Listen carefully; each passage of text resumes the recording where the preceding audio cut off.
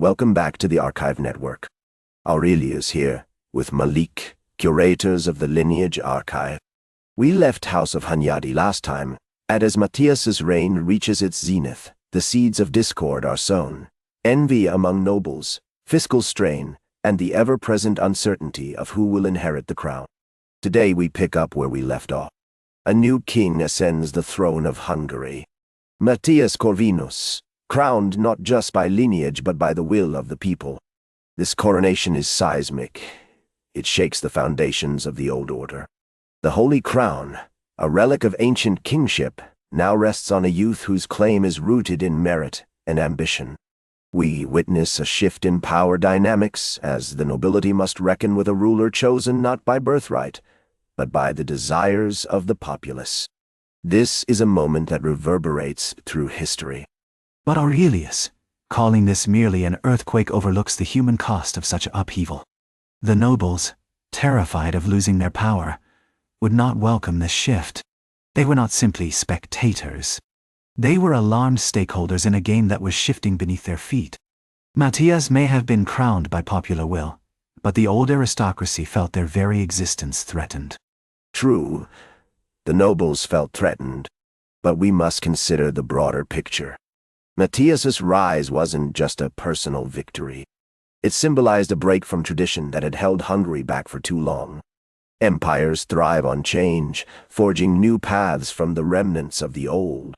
The scars of civil war and whispers of foreign intrigue shaped his claim, pushing him to carve out a new destiny for Hungary. It was a bold move that redefined power dynamics. Yet, this new destiny was still a double-edged sword. The crown may have been secure atop Matthias's head, but the fragility within the court was palpable. The nobles were not merely observers. They were plotting. The seeds of discord were already sprouting, fueled by envy and fear. The nobility's resentment would grow like a shadow over his reign. The transformation of the royal palace into a cultural beacon is truly remarkable. Buda evolved into a vibrant hub of Renaissance thought, attracting architects and artisans from Italy and beyond who reshaped its very essence. Here, the arts flourished like never before, creating a stark contrast to the militarized past that had long defined Hungary.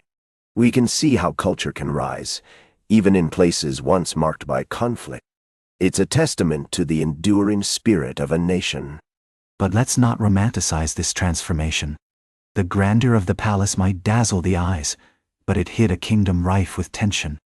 Artists and scholars may have filled the halls, but the common folk felt the weight of Matthias's ambitions.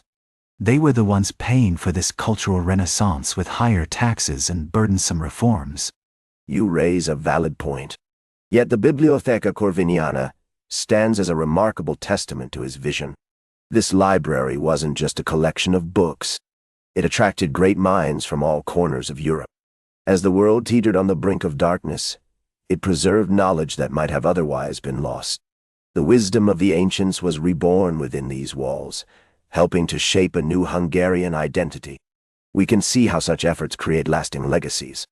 A library is a wonderful thing, but it doesn't feed the hungry. The scholars you mentioned found refuge in Matthias's court. But what of the peasant? His reforms may have aimed at strengthening the kingdom, but they also sowed resentment among those who felt left behind. The Black Army, despite its prowess, came at a steep price. Ah, yes, the Black Army. A marvel of its time, professional and disciplined, it truly redefined what a military could be. It empowered Matthias to expand his influence across the region. But let's not forget, maintaining such a formidable force comes with a hefty price tag. The very structure that bolstered his power also strained the kingdom's finances. We often overlook that balance between strength and sustainability, and that tension can lead to the unraveling of even the mightiest of realms. And therein lies the crux of his reign. While Matthias appeared strong, the foundation was shaky.